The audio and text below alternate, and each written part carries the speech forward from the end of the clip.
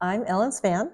I am the lead stager and owner at Ellen Rae Spaces. We are a consultation-based staging company here in Richmond, and we specifically work with owner-occupied listings. So we work with the realtor and their clients in getting those homes ready for market.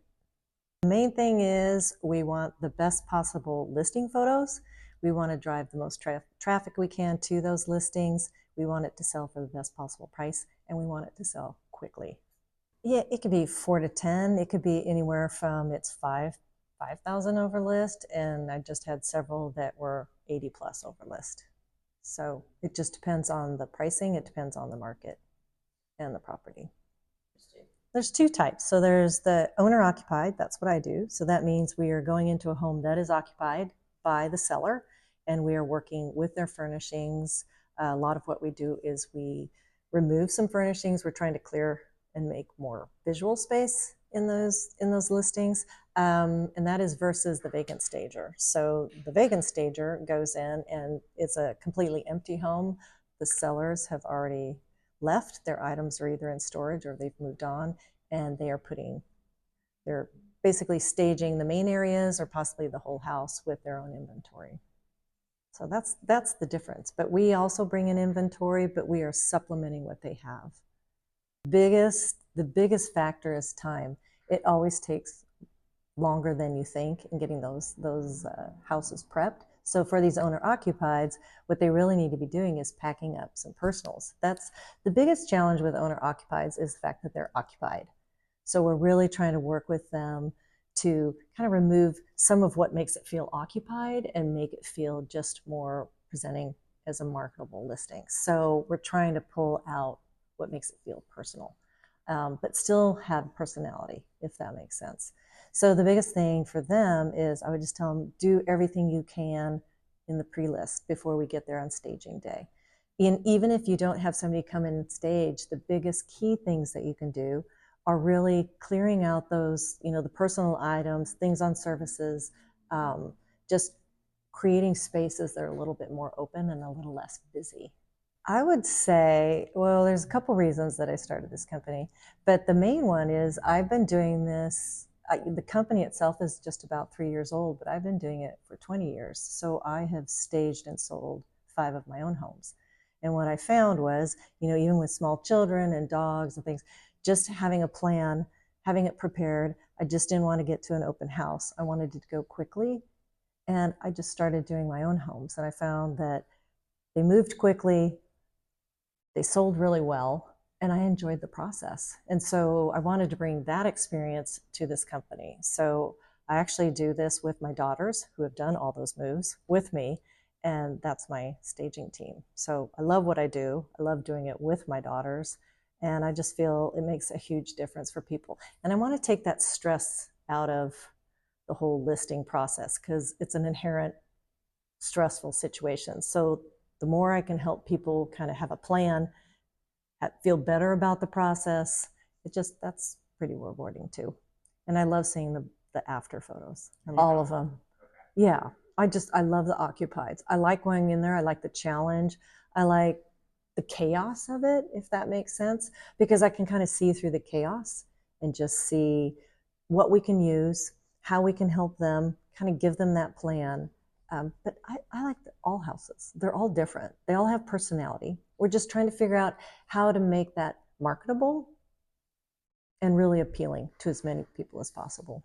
No, we don't really like staging in the humidity in the dead of summer, but we'll do it anyway. But we just change our schedule. We make sure we do all that moving work, early on.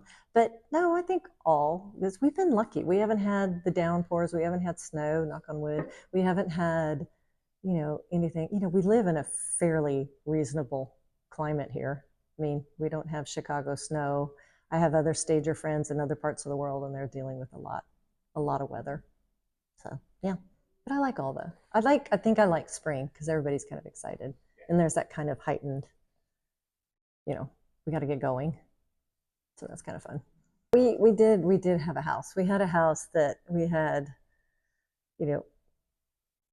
5 dogs, 3 cats, a lot of stuff. and a lot of accumulation, and that was interesting because that took some layering, or I should say delayering. I'm trying to think of if I've had a weird one. I think one of my first ones here, when I moved here from Seattle, one of the first stages I did, they had several aquariums and very large fish, and they wanted to know how we could work that into the, like, goldfish, and I was afraid I was going to kill their goldfish that they picked up at the summer fair like 10 years ago type of thing, and we had those. I think what else we've had. Yeah. Fish, a lot of fish. 3 aquariums. Yeah, but we had one recently, and she had bunnies and an iguana, and she had a bearded lizard, and she had the hairless cat, and several large dogs. That was fun. I like the pets. We have to kind of work around them sometimes and corral them because we don't really want to lose a pet on our watch, but that makes it fun. Here, they could say say a mid-range, like what, 25, say 3,000 square foot house, 4 to 5. Depends on how much they've prepared. So I do all of mine begins with a consultation. So, and not all stagers will do this. Not everybody wants to do the written report. I like to do it because it helps me begin the plan. So when that converts to the staging day, I have a working plan. But depending on how much they have done in that pre-list work before we get there on staging day, it's usually 4 to 5. Sometimes they're not quite ready for us, and we will do a little prep work before we start our staging work. So we just have to be able to pivot. We have to be pretty flexible on staging day because sometimes things are differently. Sometimes they've gotten rid of a piece of furniture, or they've gotten rid of the art that we really did like, or they've kept the art that we didn't so much want to use. So people ask about staging, and the biggest thing I tell anybody is staging is not decorating, staging is marketing. So we're not there to analyze their style or to, add things to it. Really, a lot of the times is we are removing items. We want just the more visual space we can do, because what we're trying to do is make a home open enough so that potential buyers can see their items in there, their decor in that house. So we keep the seller's items to a minimum, and we keep our staging items to a minimum. We don't overstage. We keep it fairly simple because we really want those spaces, we want the highlight on the house, not on the things, if we can do that. So again, staging is marketing. It's not decorating. We do think we do a good job. We think the homes turn out pretty because obviously we want it to look nice, but again, it's for marketing. What would look best in those listing photos? That's what we would like. We're changing things up enough. We're pulling off the walls personal photos.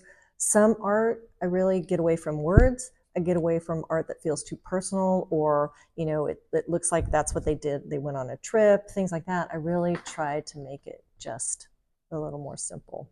I do try to, with my staging, I really do try to work not only with what they have, but I try to bring in things that go with what they have, so it makes sense. It's nothing too jarring. But if they're a very traditional home, I'll bring in a little bit more contemporary. I'll bring in maybe a little bit more updated lighting. It just kind of depends on what they need, but just to make it a little bit different.